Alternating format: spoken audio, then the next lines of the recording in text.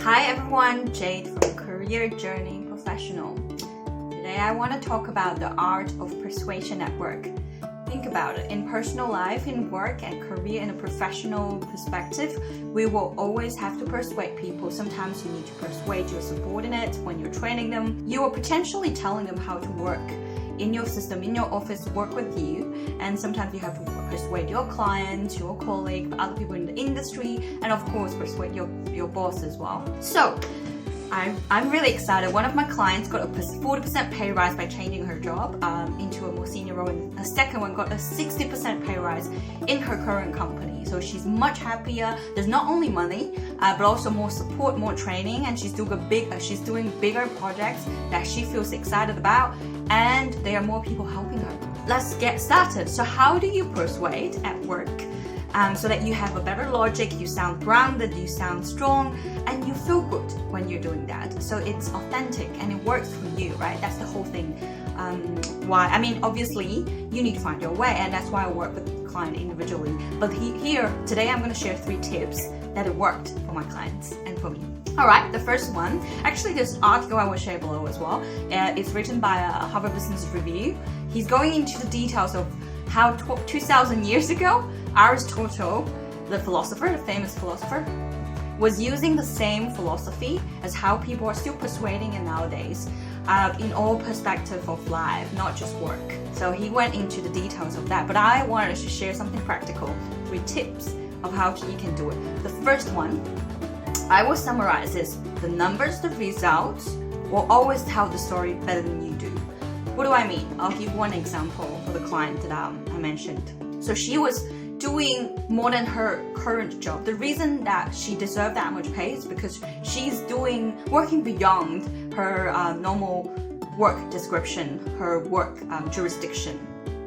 She was doing a separate project, which is integrating a new process of a new software process in how the company can monitor every individual employee's performance. So she's doing a project which is at the value of for $2 million, replacing the existing project which is of $4 million. So essentially, she cut down the cost of $2 million. And of course, she's not the one designing this program, but the fact that she helped to integrate that program, she made that happen in a company, like integrated in all departments from the beginning when somebody's recruited to the end to help better perform, to help monitor the performance of every individual employee. That is essentially not just saving $2 million of that of the cost for the company, right? So when she's telling the story, she can start with all these results. She is not only saving $2 million cost for the company, but also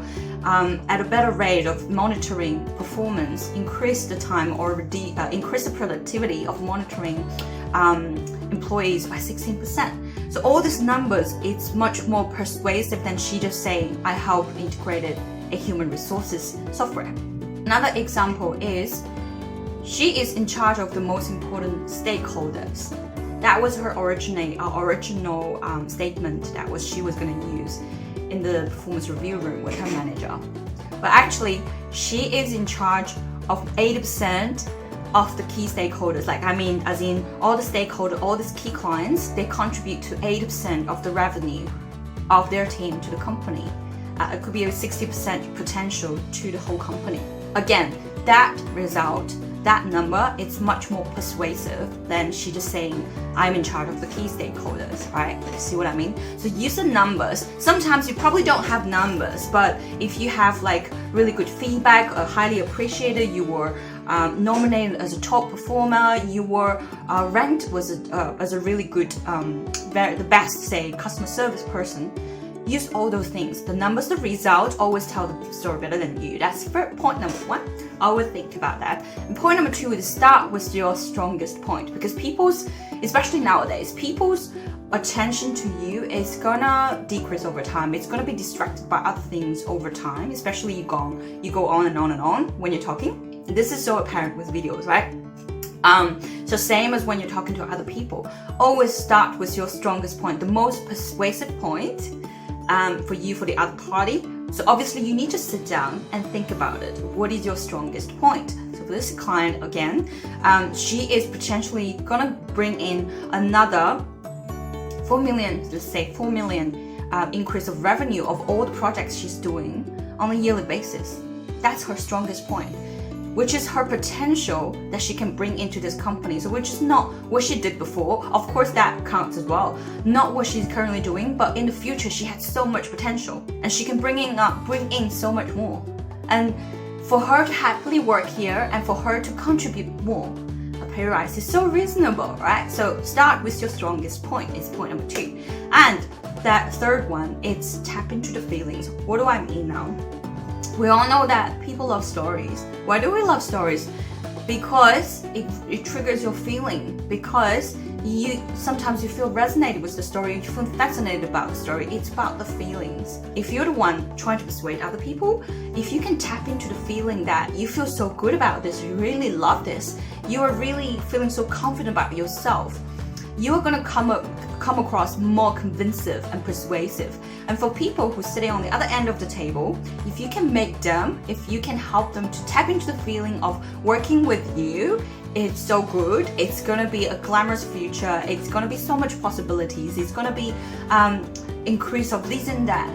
That's great. Of course, the hardest thing starts with you tapping into your feelings. So that's how I get my clients all sit down, think clearly of what's your achievement, what's good about you. So when you're talking about, especially in the way that it triggers your feeling, in a way, maybe it could be the way that you present it. It could be how having that clarity before you actually go into that room or go and persuade people. Obviously, you need to sit down and think about it. And so really think in a way that's going to trigger your own feeling of excitement, feeling proud of yourself, feeling so looking forward for whatever's going to happen for that matter that you're persuading other people on. That's a great one. And on top of that, if you can just brainstorm with the other party that you're trying to persuade. If you can get them to feed into the feeling that they want this as well, they're really looking forward to this as well. They love the idea that you get. If you can get them to tap into that feeling, that's even more powerful, because people don't do things when you push them. I mean, when you push them, it works, but people are more motivated to do things when they want it, when they are keen for it, right?